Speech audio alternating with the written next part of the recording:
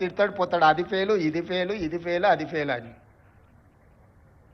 ఆయనకేముంది, ఆనందంగా ఉంది. ఆ చెప్పేటప్పుడు ఫేస్లో ఎంత ఆనందంగా అనిపిస్తుంది అంటే, రైతు బంధు ఫెయిల్ అనగానే ఆయన ఫేస్లో ఇట్లా బల్బు 1000 వోల్టుల బల్బు వెలిగినట్టుంది. ఎవడైనా బాధపడతాడా? అరే ఏదన్నా తప్పు జరిగింది ఎవరికైనా రాలేదంటే బాధతో చెప్తాం మనం. ఫీజు రియంబర్స్మెంట్ చేయలేదంటే అయ్యో పాపం పిల్లలు ఫీజులు కట్టకపోతే ఎట్లా వాళ్ళు చదివేట్లా అని ఒక బాధ ఉంటుంది. జీతభత్యాలు రిటైర్డ్ ఉద్యోగస్తులకు బెనిఫిట్స్ ఇవ్వలేదంటే ఒక కన్సర్న్ ఉంటుంది. అరే నీ అమ్మ ఏందా ఇట్లా అయిపోయిందని. వారి ఫెయిల్ చూడండి, ఫెయిల్ చెప్పేటప్పుడు ఇది ఫెయిల్, ప్రతి ఫెయిల్ వెనకాల ఒక 1000 వోల్టుల బల్బు వెలిగినట్టు వెలుగుతుంది ఆయన ఫేసు. ఏం పైశాచిక ఆనందము! ఈ విధ్వంసం మీరు చేసిందే కదా, ఈ ఆర్థిక విధ్వంసము. 3 లక్షల కోట్ల బడ్జెట్ పెట్టాను. మరి నువ్వెట్లా ఇవన్నీ హామీలు ఇచ్చినావు అని ఒక ఆయన అడిగాడు. 3 లక్షల కోట్ల అప్పు ఉంది, ప్రతి సంవత్సరం 3 లక్షల కోట్ల ఆదాయం ఉందని బడ్జెట్ పెట్టాను.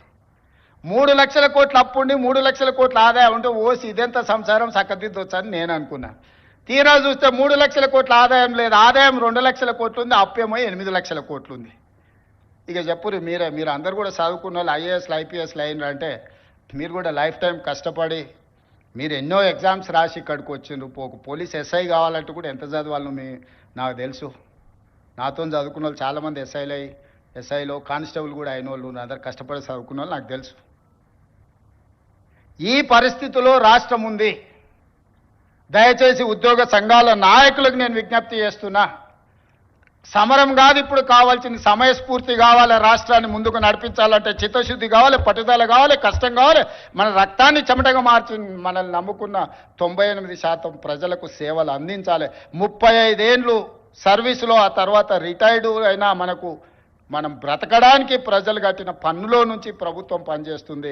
ప్రజాప్రతినిధిగా తెలంగాణ రాష్ట్ర ముఖ్యమంత్రిగా నేను జీవితకాలం ఊడిగం చేసినా కూడా తక్కువనే అవుతుంది ప్రజలు ఇచ్చిన అవకాశానికి. ప్రభుత్వం అంటే రేవంత్ రెడ్డి వేరు, ప్రభుత్వ ఉద్యోగస్తులు వేరు కాదు. మేము కలిస్తేనే ప్రభుత్వం. మనం పాలకులం కాదు, మనం సేవకులం. ప్రజలకు సేవ చేయడానికే ఇక్కడ ఉన్నాం. సంఘాల నాయకులారా, కార్మిక సంఘాల నాయకులారా, అది ఆర్టీసీ కావచ్చు, సింగరేణి కావచ్చు, విద్యుత్ కార్మికులు కావచ్చు, ప్రభుత్వ ఉద్యోగస్తులు కావచ్చు, మీకు అందరికీ నేను విజ్ఞప్తి చేస్తున్నా, సవినయంగా మనవి చేస్తున్నా, మన బాధ్యతలు మనం నిర్వహించుకుందాం. ఈ కొట్లాడి తెచ్చుకున్న తెలంగాణ కోతుల గుంపుకు అప్పచెప్పినట్టు చేసుకోవద్దు. మనం సాధించుకున్న తెలంగాణను మనం అభివృద్ధి పదం వైపు నడిపించుకుందాము. ప్రపంచానికే ఆదర్శంగా నెంబర్ 1గా నిలబడేటట్టు చేద్దాం.